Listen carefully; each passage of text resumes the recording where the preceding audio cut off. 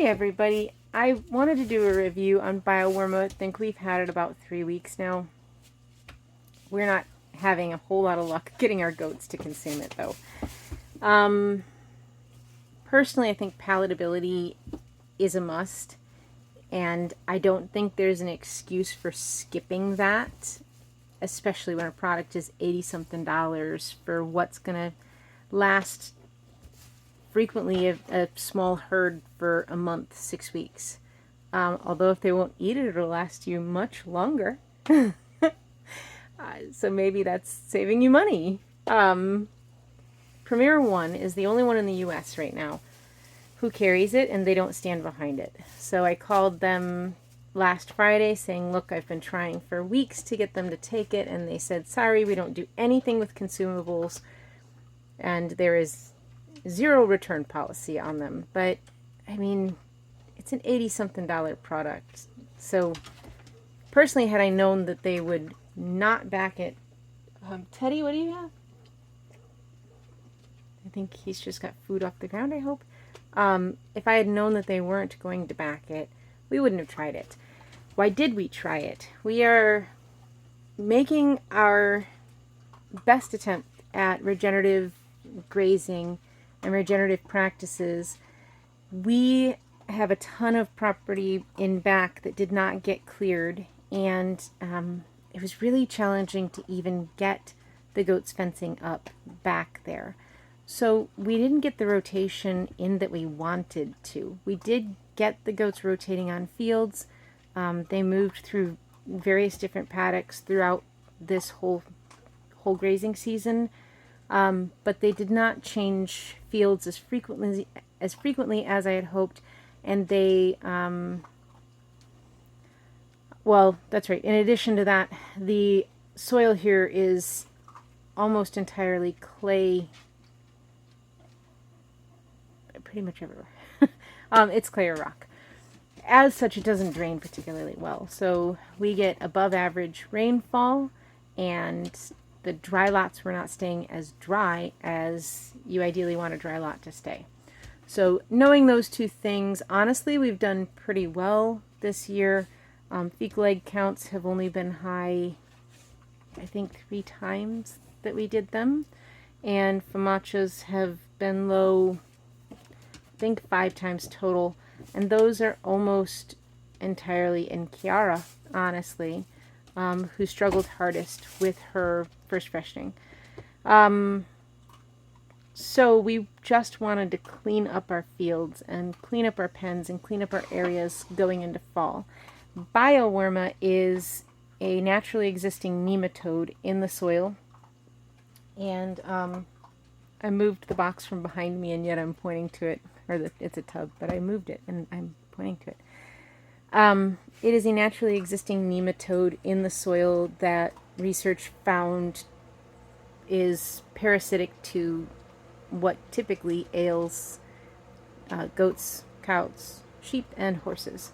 So it's a nematode that traps and eats those, and it does that even with anthelmintic resistant parasites. So especially if you have any anthelmintic resistance concerns, it's supposed to be a phenomenal product. I have a handful of issues with it. The biggest one being that I have not been able to get my goats to take it other than by doing a 1 part water, 1 part molasses, 2 parts water, 1 part molasses, 1 part BioWorma mix, and giving that to them as a drench, which means that it's 4 times the amount they would normally be dosed, and I'm having to drench like 72 grams for my biggest buck. The drench gun is 30 grams, so I get to draw that thing up 3 times and drench the goat. All of my 10 goats, the majority of them get 3 times each. If you've ever done drenches, you know that on a daily basis, that's not functional. So in addition to that in and of itself being onerous for time, we also we're noticing that it settles in the container as you're drawing it up, and it settles in the drench gun as you're giving it to the goat, causing blockages and more than likely an unequal distribution of BioWorma as you give it per goat. So we were hoping to create some sort of weak gel so that it would suspend the BioWorma instead of it settling as we pull it up in the drench gun. It would make it easier to administer. The other thing that would make it easier to administer is a 150 milliliter syringe. What I tried tonight, and this is take 10 million, was mixing water and molasses, again in the 2 parts water, 1 part molasses, and then 1 part BioWorma set to the side for after the fact, because I added cornstarch. My puppy is being really loud. Added cornstarch to the cold liquid and then heated it up. I used a teaspoon this time and then poured in 414 grams of that mixture after it had, cooked down a little bit, and what I had hoped would be thick enough. And it is semi-thick. Trying to get that in frame, but it's now honestly, so Albrecht, we gave him essentially BioWorma pudding, which is what this essentially is, and he just took it right out of the bowl. So we'll try this tomorrow with all of them. It'll go in the fridge tonight. Tomorrow morning I'll split it up and try to give it to all of them, and we'll see how that goes. And if it works, I'll let you know. If not, honestly, I'm probably at the point of having to try some kind of cookie, which means a dehydrator, because you can't bake this stuff. And that's ridiculous. I mean, seriously, why didn't they just pellet this with a small amount of molasses so that for certain your goats were going to take it? It's an $80-something product. So those are my major issues with BioWorma. This is taking just a huge chunk of time, and I've got other stuff that needs to get done. But my other, qualm with BioWorma is that there's some seriously contradicting information on whether it's safe or not, because on the container itself, it says use every known type of PPE that you can. Essentially, you need a hazmat suit, and afterward take an immediate shower, and then there's a California 65 wording or whatever those are, saying that it could cause cancer because of cobalt.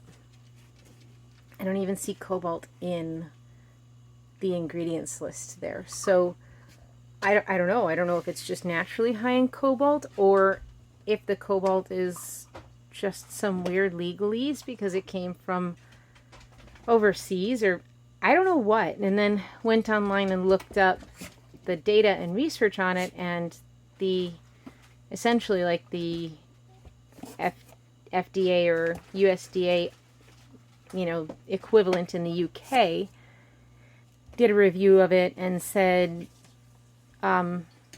well, all of these primary studies look okay, but not enough data there to say that it's safe. And so I'm assuming that that's why it shows up with all these contradictory, it's 100% natural, it's 100% safe, has zero effect on the animal consuming it or the people giving it, versus you should be wearing every imaginable form of PPE and taking an immediate shower.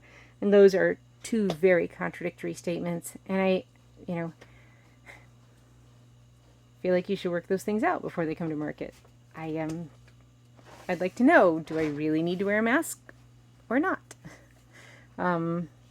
So I find that to be a nuisance, but my bigger concern with it is we can't get them to take it without literally drenching it to them, and then we don't have the time to drench all of them every single day.